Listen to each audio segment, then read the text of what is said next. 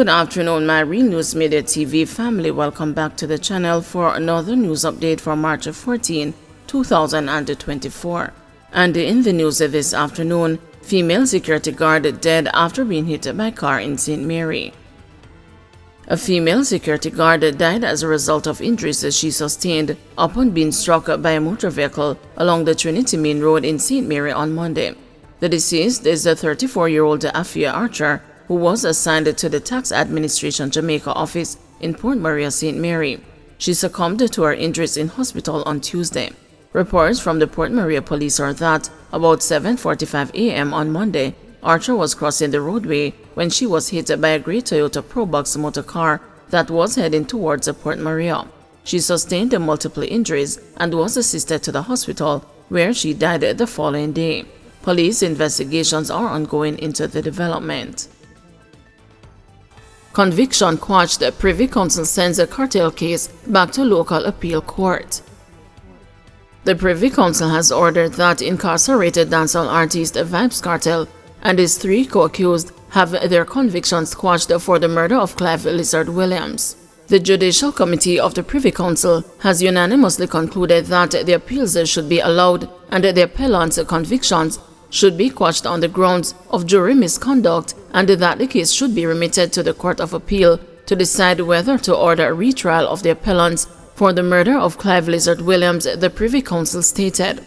The UK-based Privy Council, the highest tier of the court system in Jamaica, handed down their decision on Thursday to have the convictions of Vybz Kartel, real name Adidja Palmer, fellow entertainer Sean Storm Campbell, Kahira Jones and Andre St. John, quashed based on the arguments presented last month.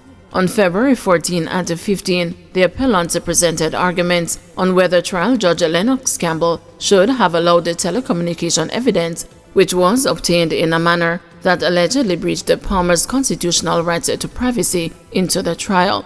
Another ground cited for appeal was the judge's decision to not discharge the jury or the accused juror following allegations of bribery attempts. The appellants also argued that there was an apparent rush placed on the jury to return a verdict, even after the foreman had told the judge earlier in the day that the jury could not reach a unanimous decision.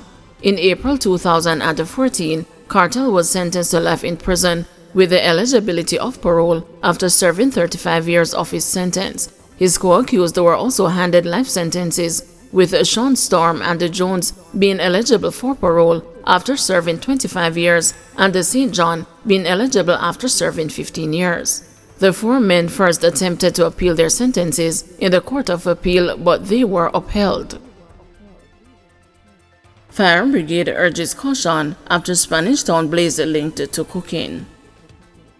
The Jamaica Fire Brigade says Wednesday's fire, which gutted about 10 houses on Cumberland Avenue in Spanish Town, St. Catherine, started after sparks from a coal stove came into contact with flammable material. At least 15 people are homeless following the massive fire, which started around 2 p.m. No lives were lost in the blaze.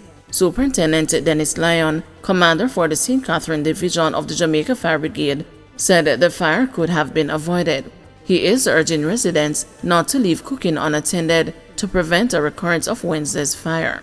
I am appealing to the residents, citizens of St. Catherine, to be careful at this time. The condition is windy, we are heading into the dry period, and our units are all over the place fighting bushfires. In the month of February alone, the St. Catherine Division responded to more than 300 bushfire calls. So we are appealing to the residents to be careful and pay attention. Cooking left unattended, all those things can be detrimental at this time. Social Security Minister promises overhaul of path. Minister of Labor and Social Security, Colonel Charles Jr., has given a commitment for the complete overhaul of the program of advancement through health and education. Minister Charles has previously admitted that the current framework of the program has a number of issues that need to be resolved. The Social Security Minister says 2 technical working groups have been established to move the process along.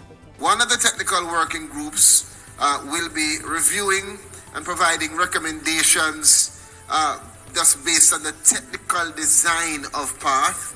And the other technical working group is going to be focusing now on providing strategic guidance after reassessing the general rules that relate to path, meaning the rules as you know. Once that is done, the intention is to put together what we call a steering committee. And it literally means steering, because that committee is going to take all of the information that Ms. Suzette Morris and the other experts will look on and examine and determine what is the next step for path. They've identified issues with the selection process, Mr. Leon. They have said to us that this BIS system that you utilize, it needs refining. And that is the evaluation system, the process of selection. The next thing is the monitoring and evaluation of path. So if I don't get on, what's the time that I should expect for verification if I do, and for assessment if I am not on? And how are we monitoring and evaluating the process itself? The next thing is the technology that is utilized in operating the path program. And these are things, again, that we have heard not just from clients who are you, but also from our staff. Meanwhile, path beneficiaries are to see increases in the conditional cash grant. Some $10 billion has been programmed into the budgetary allocation to the Ministry of Social Security for the program during the upcoming fiscal year. The Social Security Minister said that the increase will ensure the grant meets the current needs of the beneficiaries. Permanent Secretary in the Ministry, Colin Roberts-Risden, said that the technocrats are reviewing the figures. In a matter of months, our beneficiaries will be very happy with the increases that will come. We're working out those final numbers, and I think it would be a bit premature. But suffice it to say, our beneficiaries will see an increase in another few months in the year. Police identify one of two men found dead in Dunby holding. The police have identified one of two men who were found dead off Dunby Holding Main Road in St. Catherine on Wednesday. He is 28-year-old Anthony Chambers, otherwise called the Shilly, of Jones Avenue, Spanish Town. The police said one of the men was clad in blue denim multicolored shorts and a gray boxer shorts with no shirt, while the other was in a black denim pants, orange and red boxer shorts, and a pair of black Reebok sneakers with no shirt. The hands and the feet of the victims were bound and the heads are partially severed. Both had what appeared to be bullet wounds. The Major Investigation Division is probing the incident. Trelawney man handed 20-year sentence in killing of 2-year-old. 20-year-old Anthony Finlay was on Tuesday sentenced to 20 years in prison for the shooting death of a 2-year-old child in Clarkstown, Trelawney, in March last year.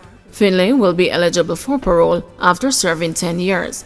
He was sentenced to 20 years imprisonment for making use of a firearm to commit a felony, 16 years on the charge of murder, and 15 years for shooting with intent.